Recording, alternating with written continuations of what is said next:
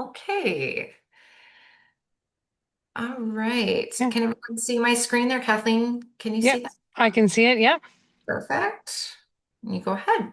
All right. So, welcome everybody. Welcome back if you're returning. If not, welcome to this one. This is episode 2, and basically, this topic I think is very important because when we talk about transplant and illness or donation, we often focus on the patient, but there are so many other that are walking alongside them, whether it's parents, partners, siblings, caregivers, and donor families carry all the experiences that are often unspoken. Um, so today we wanted to create a space to talk about those experiences, the traumas, the responsibility of caregiving, sibling perspectives, and the quiet expectations many families feel simply to be strong and be okay. So that's kind of what we're going to touch on today. So, Amy, I'll let you do your thing. Thank you again for doing this. Yes, awesome. Well, thanks for having me. Yep, like Kathleen said, we are going to be talking about trauma in families today. Um, just before and after surgery. So just like right along the journey. A little bit for the recipients too, but we're really kind of focusing on families, friends, caregivers. So I use those kind of interchangeably. All right. So welcome. Thanks again for being here. When someone goes through transplant, um, the medical focus is usually on, obviously, on their survival, but survival is not the end of the story. So families, partners, siblings, and close friends often carry a lot of the emotional impact that unfolds quietly, sometimes years or months later. Okay, I just want to remind everybody that these presentations, they're not a replacement for therapy. This isn't individualized care. So what I'm sharing is pretty generalized. It's psychoeducation and then also different themes um, that I've observed in my clinical practice. There's different ideas or patterns or strategy that many people that I've just found that many people find it helpful. And they're also, this in particular was in response to some of those surveys that I had put out earlier. So today, here's a little introduction here. We're going to briefly explore shared trauma, how transplant affects not only recipients, but the entire relational system. So you can kind of look at that relational symptom as there's one person, but it's kind of like a baby's mobile.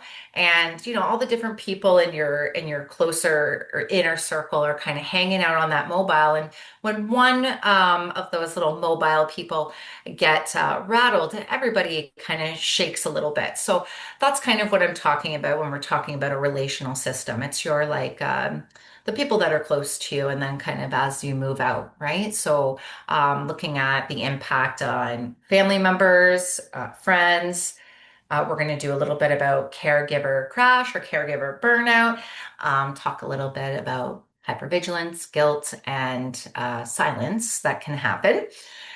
Then we're going to move into some practical ideas of taking care of yourself if you are a family member, a friend, or a caregiver, including a little bit of nervous system regulation, my favorite topic, and a little bit relational, kind of how to talk to each other strategies. Okay. And then after that, we're going to talk about healing, what integration can look like, and how families can begin to integrate, maybe move from that surviving states, those survival states, to a more stable state. Okay. I'll also give you a brief space just to reflect on your own experiences, because obviously, caregiver, family, and friends, your story matters too in this whole journey. And finally, I'm going to share some resources that you might find helpful if you decide you want some additional support. And yeah, so goal today, there's a lot in this presentation. So I'm not looking to, overwhelm you at anybody, but I am just looking to like validate your experience and maybe put a little language to your experiences that are often overlooked or um, maybe just carried like a little quietly along the journey, right? And yeah, and then just to offer you just some footholds kind of as you navigate the transplant journey with your loved one. Okay. All right. So consider where you have stayed quiet. Just take a minute and consider that recipients and their family, friends, caregivers. Just kind of consider that for a second. So, families often, and friends and caregivers, using those terms interchangeably, we often equate strength with that emotional containment, holding it in. During the transplant journey, this emotional expression can feel like destabilizing to the people around you. You don't want to hurt someone else kind of idea. So a lot of people suppress their own reactions to stay really functional and practical. And that's actually really, really adaptive during those crisis moments. We kind of talked about that in our last webinar a little bit, how those crisis moments really like there's something really adaptive about being able to suppress any big relation emotions that can come up. But ultimately, if you're always suppressing and holding things down or pushing things down, it can be a little costly in the long term. So that's because when we don't metabolize or get our emotions or stress out, we continue to hold it and we hold it in our body. We kind of think about when you're holding back tears, how it starts to hurt a little bit, or when you're really holding on to a lot of stress, it just feels like really heavy and maybe your muscles get tight. You can kind of really notice that your nervous system is holding it and your brain creates these memory networks that are attached to a lot of those body sensations and it can just get stuck. Okay. So especially in a prolonged medical crisis, the nervous system stays really activated or mobilized. We stay really mobilized, and caregivers live, well, so do recipients. So everybody kind of lives in this constant scanning. So monitoring labs, monitoring symptoms, monitoring moods. And the body and brain, it learns that danger could happen at any time. And sometimes that doesn't fade post-transplant. Okay. So when that surgery is over, your brain and your body, it doesn't automatically um, reset. Okay. So many family, friends, caregivers, and recipients, you kind of remain physiologically, you're braced. When you get bad news and you brace yourself, or if someone tells you a really kind of a sad story or something that doesn't make sense to you, it hurts a little bit, you brace yourself a little bit. And that's really in the body, right? So um, that that physiological stress kind of stays there, even though this is over. I did it. I'm through that part now. So you can still stay really braced, and that lives in your body. Okay, so when the crisis or emergency or the things that you're working through pre transplant and then healing the during the healing stages, if any emergencies arise, when that starts to slow down, when the dust starts to settle, kind of, the intensity decreases, just like we said last webinar, that stored stress comes up. Okay. And this is often called that caregiver crash, caregiver burnout. You might have symptoms of fatigue, irritability, sadness, anxiety, numbness. You can maybe feel a little dissociated. We're going to talk more about what that means a little bit later. So, thing to remember here though is that this is not weakness. This is your nervous system and your body actually trying to discharge some of that mobilization because you were in this mobilized state for so long. The what to do, gotta go, gotta stay activated, kind of like mobilized, a lot of energy. It's pushing you down into a different state and trying to move you through all your different states to maybe hopefully help you get a little bit regulated. Okay, so it's actually your body and brain's way when you're having the fatigue, irritability, or sadness, it's a way of expressing what maybe couldn't be expressed during the whole journey. Okay. All right, so we're going to talk about shared trauma. All right, so obviously we have the recipient, we have the family, and then you're all sharing what's happening. So, recipients, you're going to frequently internalize a little bit of guilt by, giving them even more things to worry about, sharing maybe emotions or things that you're going through to your family and friends, caretaker. You might think something like, oh, I already put them through so much. They went through so much because of me. And you might end up suppressing a lot of your distress to protect your family members. And this creates this, your family's doing that too. So it's creating this like emotional, mutual emotional protection where everyone's trying to shield everyone and not get anybody upset.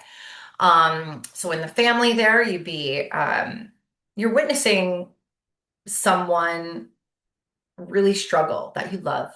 And we all know what happens pre-transplant. In order to get a transplant, you have to be quite ill and go through a lot of different moments inside of there. And you're going through it with them in a lot of cases, side by side. But like witnessing it is it's just like being in it. You're still in it. And I just want to validate that for the family and friends and caregivers that are here, right? You're having this chronic anticipatory grief. Um, oh, yeah, was there a question? Oh, Angela, your mic's on. Oh, thanks, Angela. Um, and sorry, yeah. So there's just a lot of chronic anticipatory grief. So they're just like waiting, or maybe that will happen. And then when families avoid those difficult emotions, that stress gets internalized rather than processed relationally. And same with the recipient. So when people are about everybody staying kind of quiet, um, those stress responses and the stress, although it's coming out in different ways, if you're protecting each other, it gets really internalized into your body. All right. So, just a little note here. Um, the nervous system, like your body and your brain, it heals best when in a safe connection. And that protection sometimes comes off as, oh, I don't want to, oh, no, I don't want to do that. So we're going to be talking about that a little bit later today. Okay. But that mutual silence kind of increases the psychophysiological load. So the body and the brain's like load. You can't share it. It stays inside. So, witnessing a loved one suffering activates a similar pathway inside your brain as if you were having that direct trauma exposure, right? And the main thing here is just feeling powerless. It's a big trauma indicator. If you felt come out like you don't have any control or powerless, which obviously you would in the transplant journey. Um, so, caregivers, family and friends, they can really minimize their experience because it wasn't happening directly to them.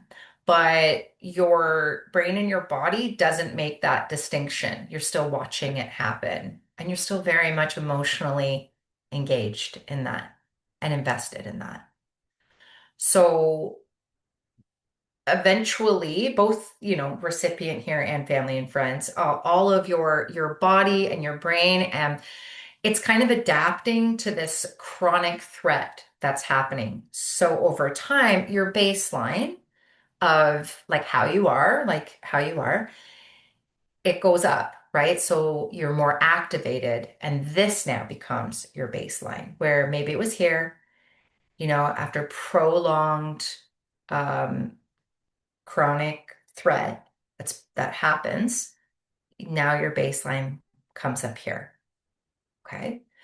So that means that a feeling of calm can actually feel unfamiliar now and can actually start to feel unsafe or stressful. So I see you if you're there. Okay.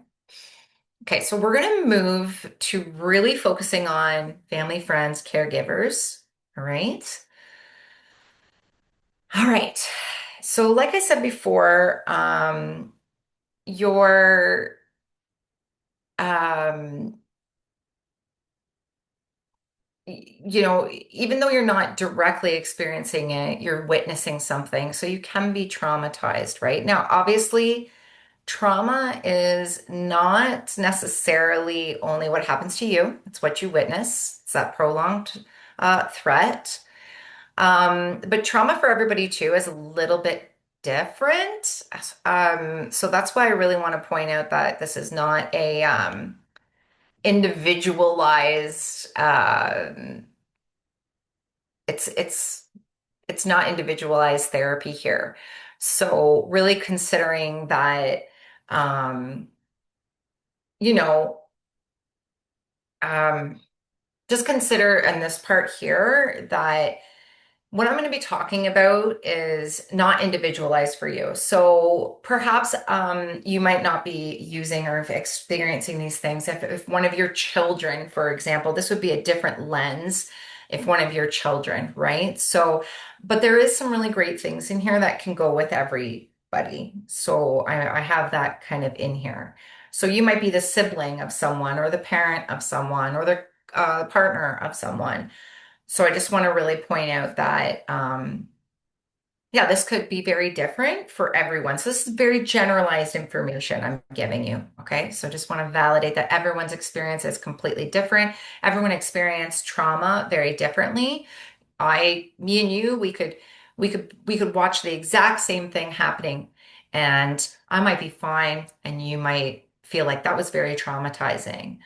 We all come with a backpack on us.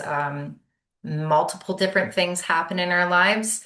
Uh, Childhood trauma, relational trauma, attachment trauma. There's just lots of things that can happen to us, and that kind of paints our perspective, our perception of things that are happening in the current moment. So, yeah, I just want to just really validate that for people as I move forward here. Okay, so once again, very generalized. If you have a very young child, you might have a different strategy than we're outlining here. So I just want to put that out there. Okay. All right, so we're just gonna kind of talk about this caretaker role and how roles can shift from, partner to parent to caregiver, sibling to caregiver, or worried friend, lots of different things like that. So your roles kind of shift when someone's experiencing a prolonged medical crisis. Okay.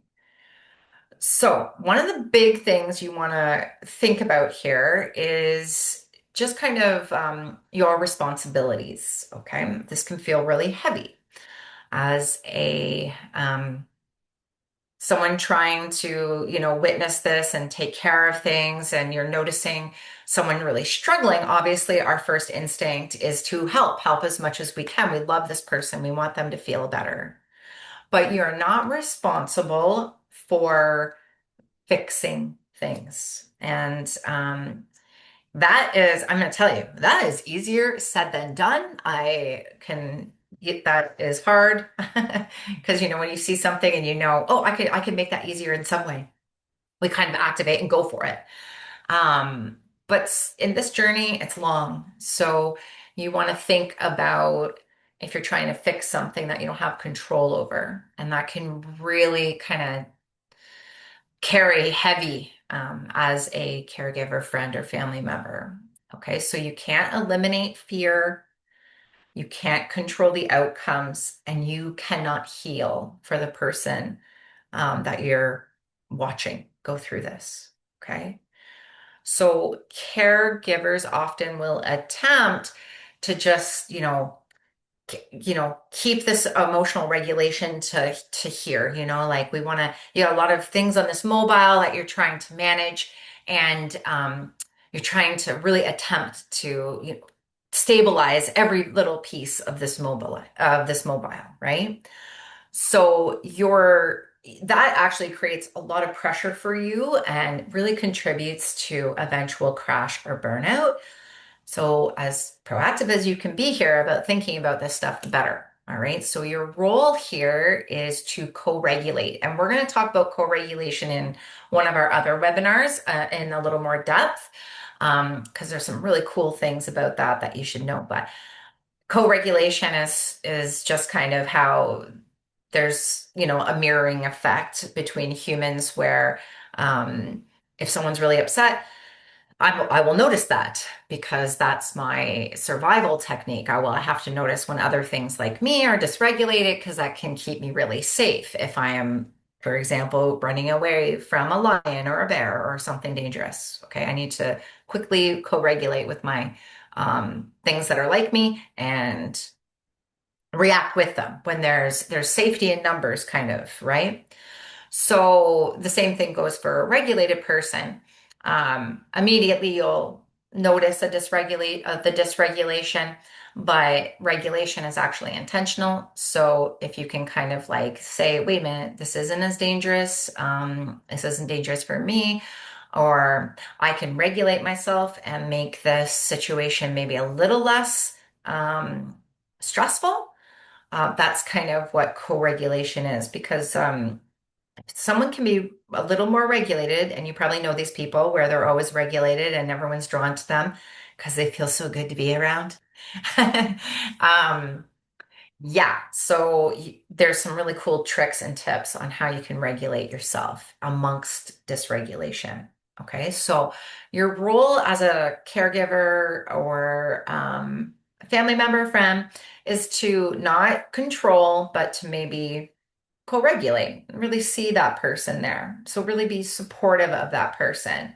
You support means being present and validating and being steady in that. So, really regulating yourself, calming yourself down so that you can hear and you can see what this person in front of you needs or is going through. And you're just kind of present with them and you can validate their experience. Whereas fixing is kind of, you're thinking about solving or eliminating or managing outcomes, right? So if you're going through this right now, if you're out here and struggling with, ooh, this is really hard. I am feeling really tired. I do need to think about myself. I don't know how to do this. Support looks like, and we all do this. It's just you might want to make this really intentional. Okay, is something like I'm here. That makes sense. I'm just going to sit in this discomfort with this person. Um, and then really regulating yourself first, once again, really important. So that when you enter that space, you're not coming in dysregulated to add to whatever dysregulation is already there. All right. So, because when you regulate your own nervous system, you can become that stabilizing presence, and people around you on the mobile, they can borrow that calm from you or try to match that calm because you're steady. It's there. Okay. So, some strategies to calm yourself if you're watching someone struggle, just kind of use that longer exhale. We talked about that last time. I should have done it at the beginning of this one because it's this breath work is really important.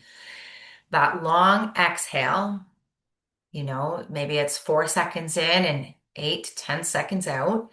It signals safety to your body. It slows down your heart, and your heart and your mind are very much connected.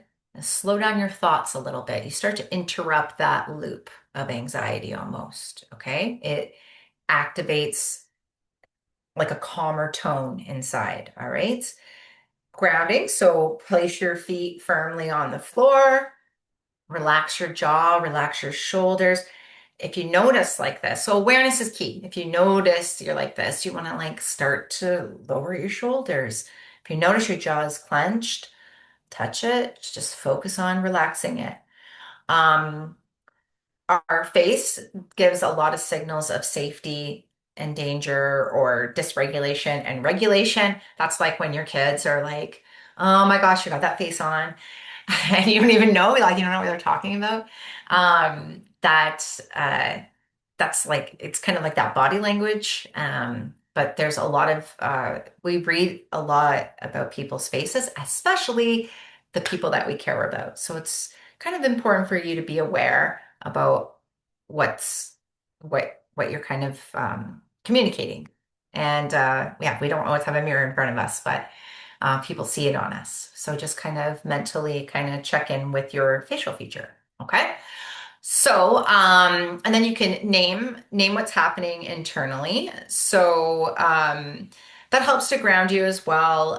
It just kind of like I'm scared right now inside of your own mind.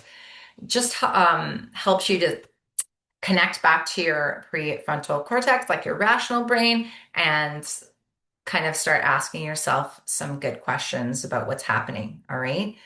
So all this grounding too, the breath, the putting your feet on the ground, the relaxing different parts of your body, which is just simply doing the opposite. If you're going to unclench, um, it really helps to reduce your that dysregulation. So your amygdala, I'm sure everyone's heard of that. It's got Amy in it. My name's Amy. I'm not dysregulated all the time like the amygdala can.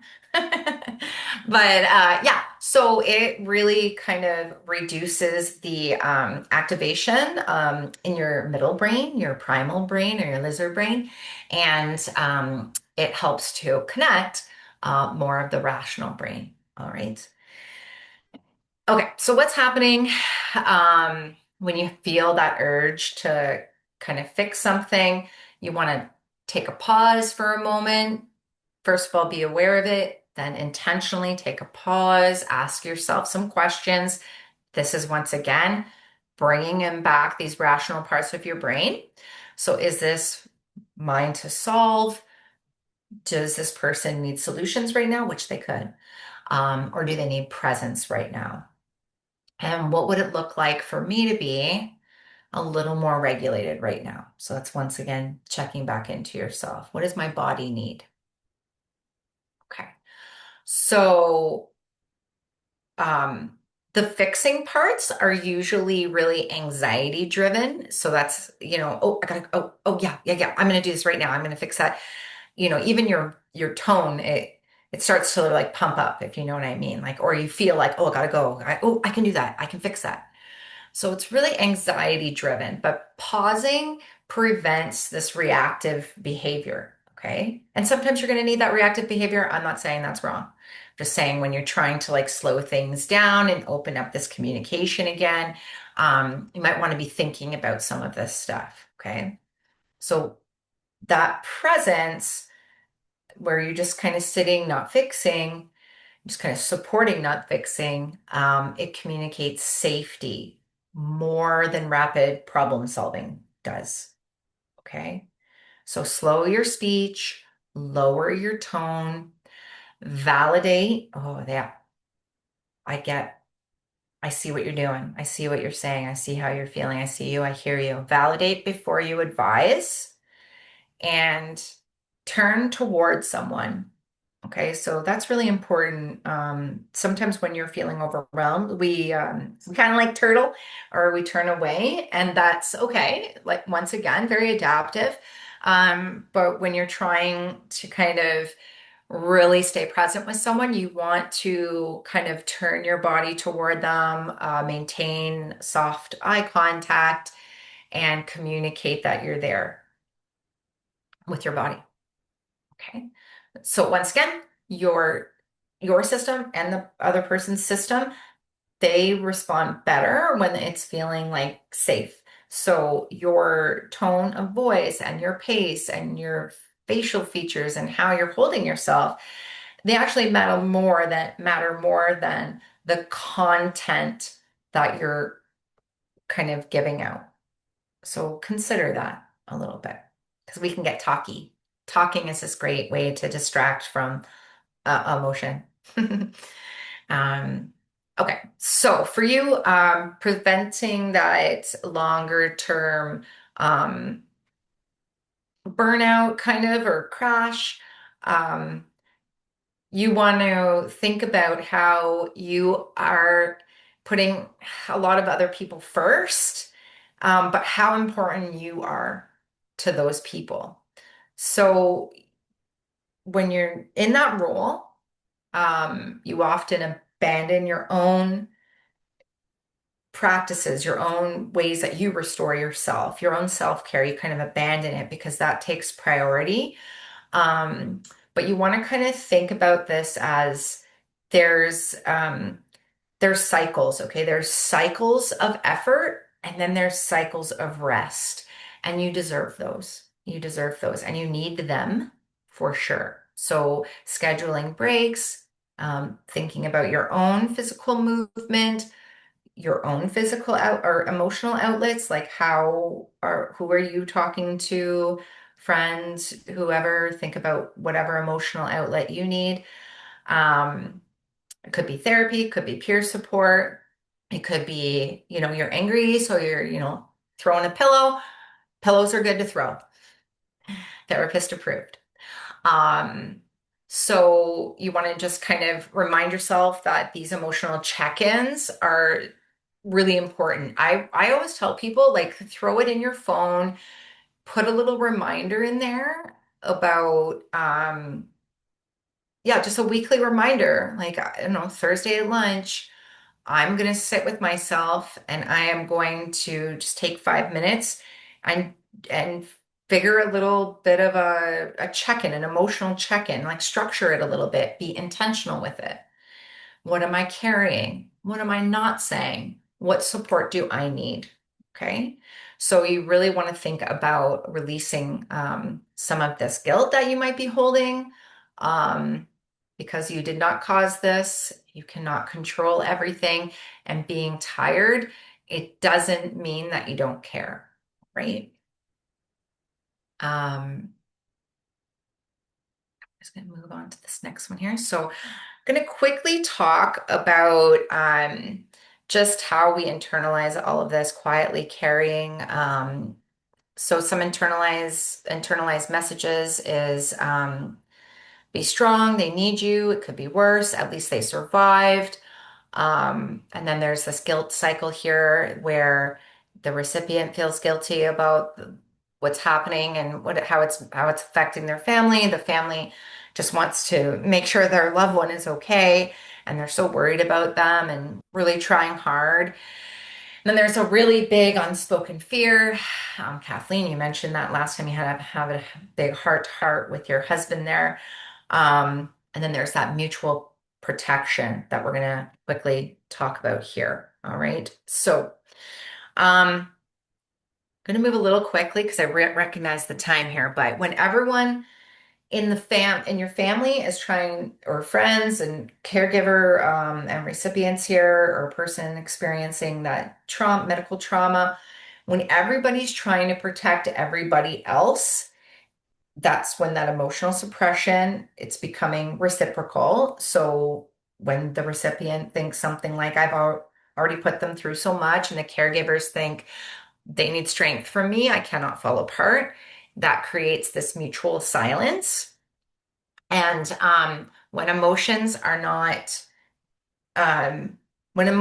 are like filtered or minimized, people just stop sharing authentic internal experiences, right? So those conversations start to become really practical instead of emotional. So then your nervous system, like your body and your brain, it starts to feel and think, oh, I'm alone in this job. I'm alone in this process, or parts of this process make me feel really isolated. Mhm.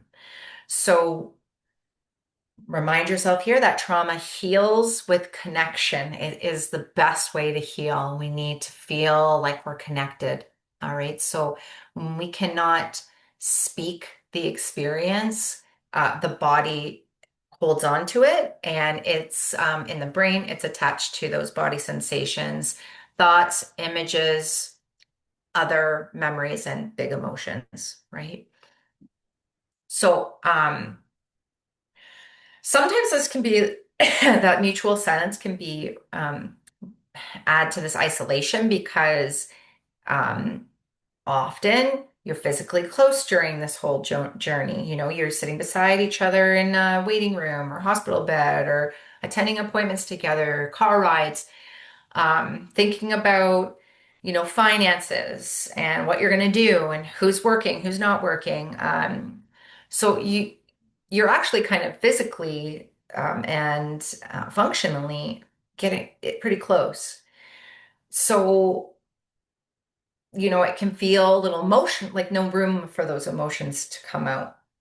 So, but this isolation, once again, is it can be really adaptive. It doesn't mean that there's an absence of love and care and concern. It just means that there's an absence of shared processing. Okay. So when we feel something like fear or grief or anger or exhaustion, and they're not named, then everyone can just start feeling that they might be the only one feeling that.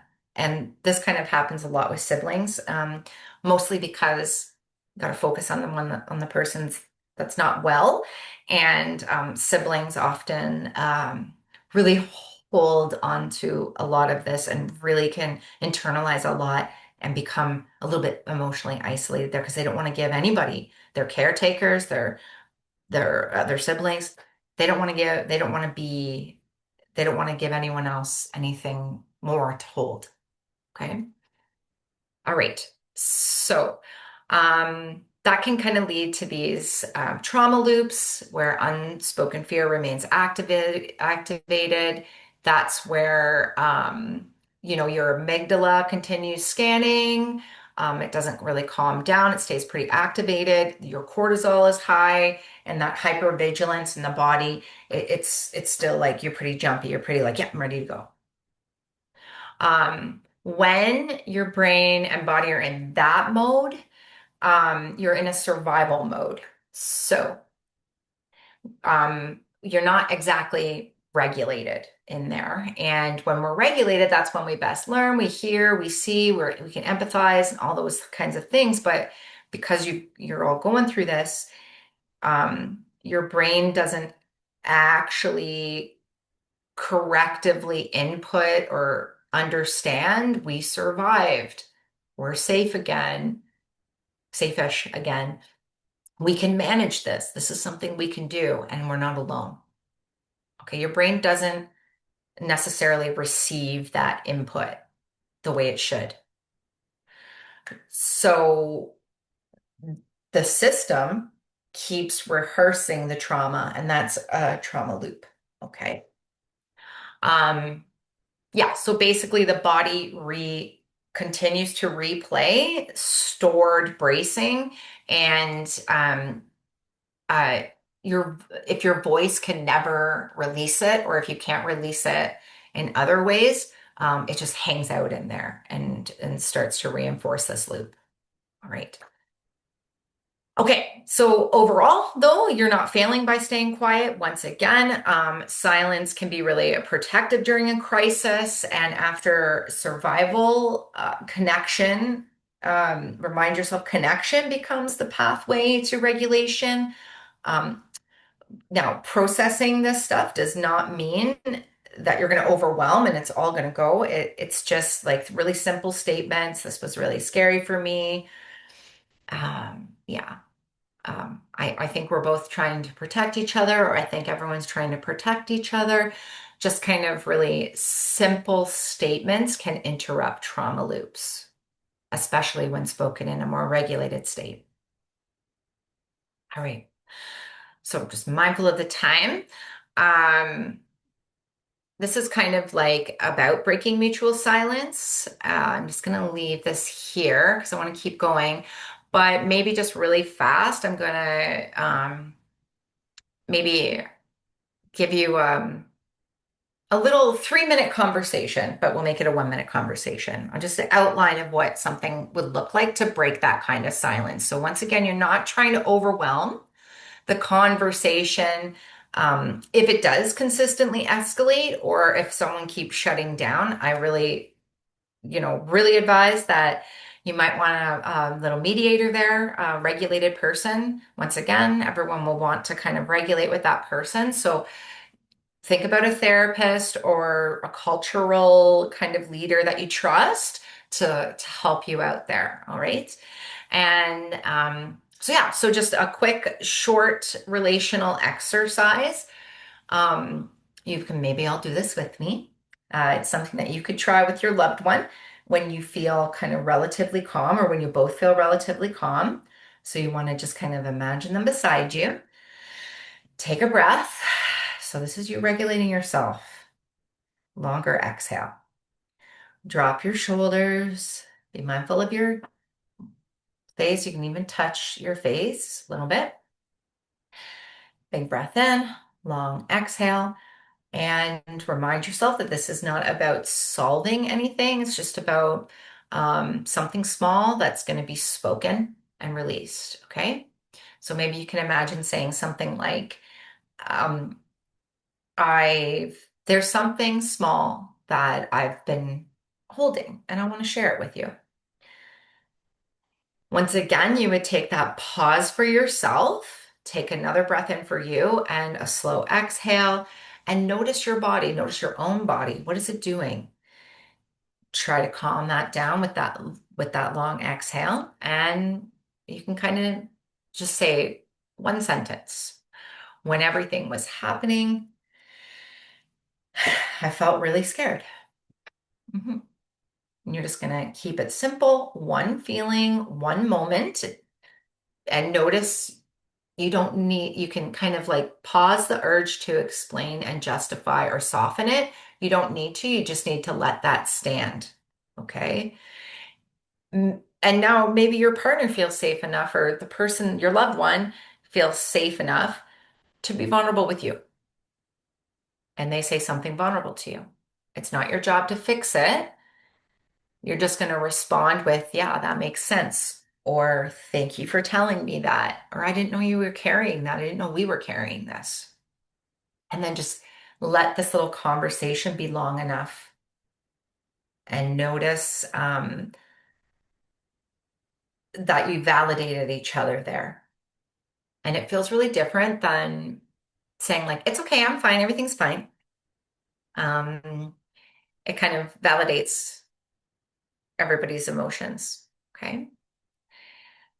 And then you can kind of think about that conversation ending, like, I'm glad we talked, or we went through a lot. I think we can start to heal now. And then kind of take those breaths for yourself. And it's short and it's contained and it's connected. All right. All right. Quickly gonna just do a little bit about healing. So really trauma gets one, there's a big slide here, but we're just gonna talk about here is real quick. Processing happens in safe spaces, regulated spaces. You want to speak things instead of carrying things, and you want to kind of understand that heaviness, understand it in you as braced or suppressed things that you kind of really need to express. All right. And ultimately, here you're in when we're talking about healing, this is post-transplant. Not talking about physical healing, that's probably happening. You got lots of doctors to help you with that, but we're really talking about that psychological integration of storylines, right? So you're really Allowing that storyline to come into all these different other storylines because that's not your only identity. It's not the only thing that's happening in your life. The integration means that transplant becomes part of your life story. All right. Okay. So, quick reflection, and I'm going to share a few resources here. Um, you're not just supporters, you are part of the story. You matter. Your well-being matters. Your well-being matters to everyone on your mobile, including that recipient. Um, And I just want to gently bring you guys back to what we already talked about today. We talked about that shared trauma, how plant transplant doesn't just affect one person medically, it impacts the entire mobile or the family, friend, caregiver system. It affects us emotionally and physiologically.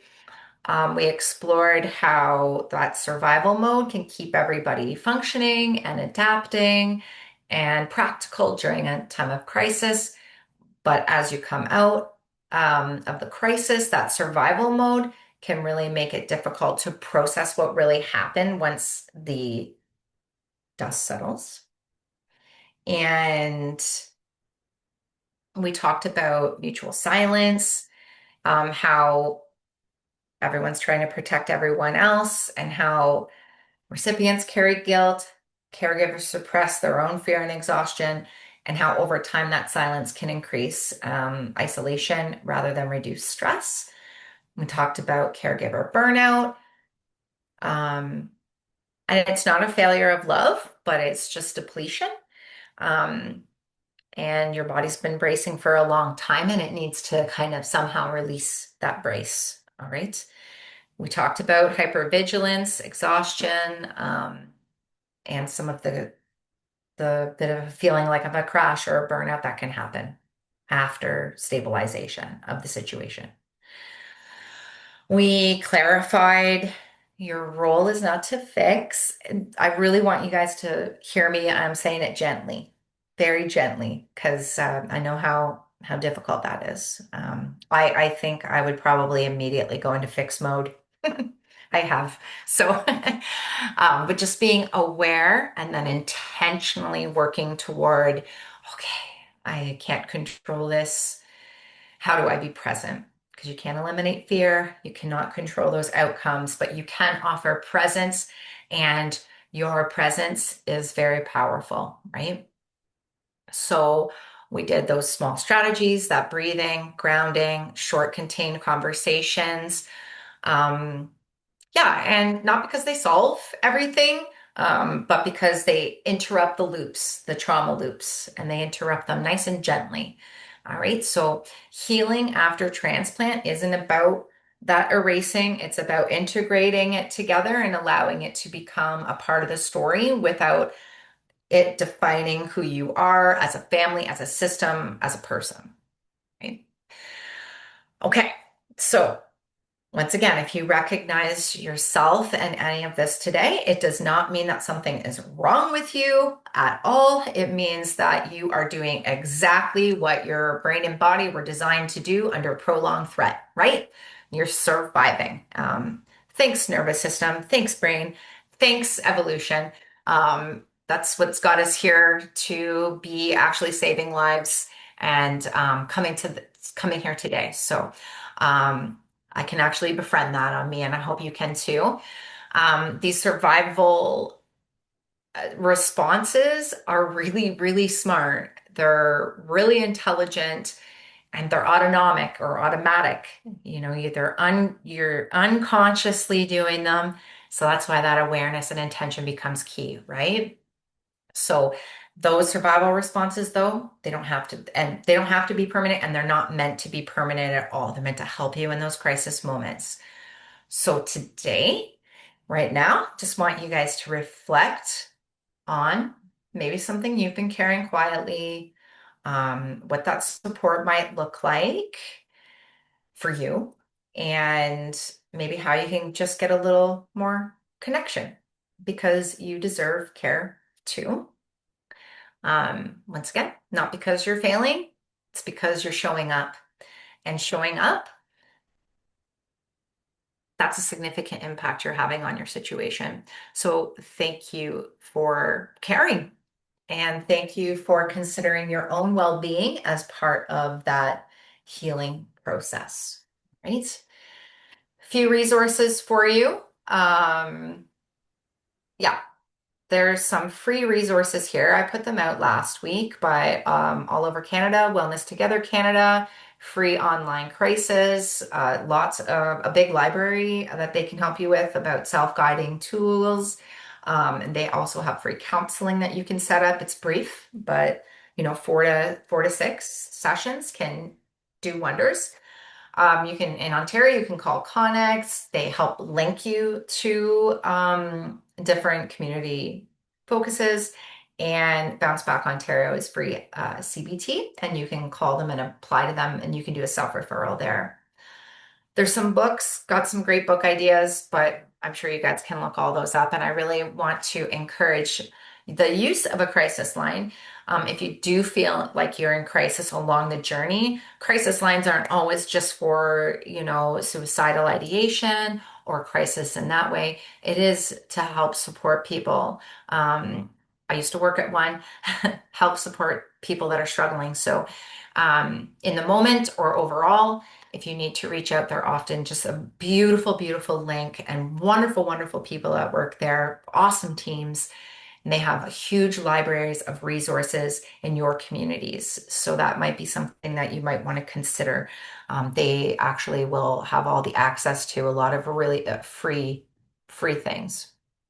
Okay, so as we finish up today, just going to remind all you caregivers, friends, and family that you're not just supporters, you are survivors as well, right? So, got a little, uh, I'm going to attach that little infographic about what we did today later on, along with the YouTube video. And yeah, just thanks so much. So we are going to stop the recording and have, 5-10 minutes of question time. So before we start, let it finish recording first. So I'm going to stop sharing and stop recording.